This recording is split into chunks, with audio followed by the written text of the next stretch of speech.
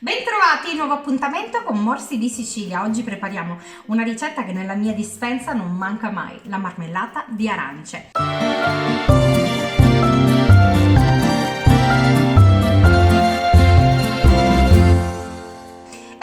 Siciliana ovviamente perché le arance sono super siciliane.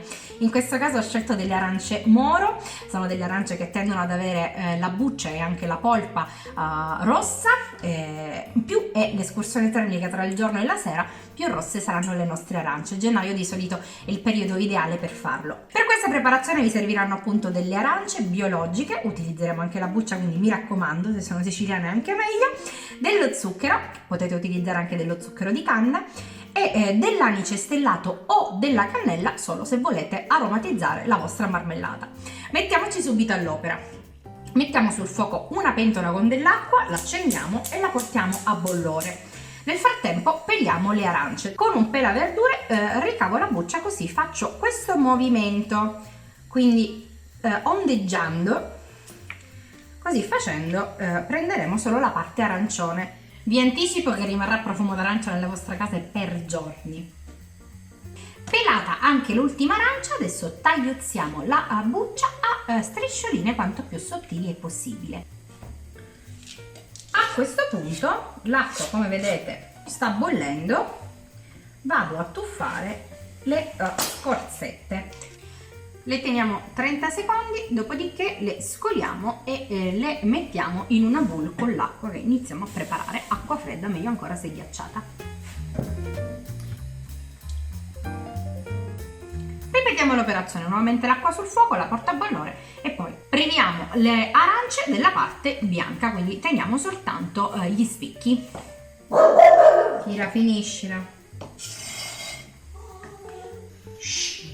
Una volta ricavata la polpa di arance la tagliamo a fette e poi in quarti.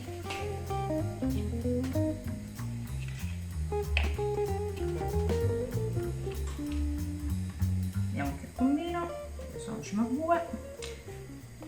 Recupero le bucce, le filtro per eliminare l'acqua e le rimetto in pentola e le tiro nuovamente via. Le ritrasferisco nell'acqua fredda pulita. Se necessario potete ripetere questo passaggio ancora una volta se preferite una marmellata più delicata, però per me 2 sono sufficienti. A questo punto anche le scorzette sono pronte, quindi le scolo e siamo pronti per cuocere la nostra marmellata. E a questo punto pesiamo la frutta per capire la quantità di zucchero che dobbiamo aggiungere. Mettiamo la polpa, le bucce e per ogni chilo di polpa vado ad aggiungere 580 grammi di zucchero. Volendo, se preferite una marmellata più dolce, potete abbondare. A questo punto metto sul fuoco. Fiamma dolce, rigiro bene, faccio sciogliere lo zucchero e porto a cottura la marmellata. Ogni tanto noi la mescoliamo e controlliamo la consistenza, trasferendo in un cucchiaino in un piattino pulito e lasciando che si raffreddi. Quando mettendo il piattino in verticale la marmellata tenderà a non colare più via facilmente, a quel punto sarà pronta per essere invasettata bollente. A questo punto, se volete aromatizzare con l'anice stellato la vostra marmellata d'arancia, ogni chilo di composto tra zucchero e frutta vado ad aggiungere 3 fiori di anice stellato. In questo caso non la metto perché in questa versione voglio aromatizzare la marmellata con la cannella. Spengo, aggiungo la cannella, quindi su 2 kg diciamo di partenza io vado ad aggiungere 2 cucchiaini. Che profumo incredibile. Ecco qua, tengo la fiamma seppur bassa, così che la marmellata continui a rimanere bollente. Eccomi i vasetti, che sono tutti diversi perché sono tutti vasi di recupero, quindi riutilizzati, però ben sterilizzati. Adesso invasettiamo la marmellata, operazione che mi viene sempre particolarmente complicata.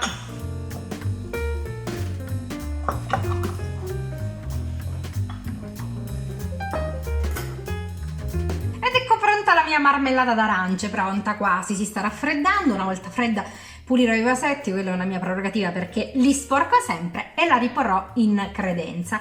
Ovviamente c'è l'assaggio, ancora è caldissima, quindi è ancora molto morbida, ma io ovviamente all'assaggio insieme a voi non ci rinuncio. Ho già tostato una fetta di pane e voilà, assaggiamo. Quando si raffredderà si compatterà.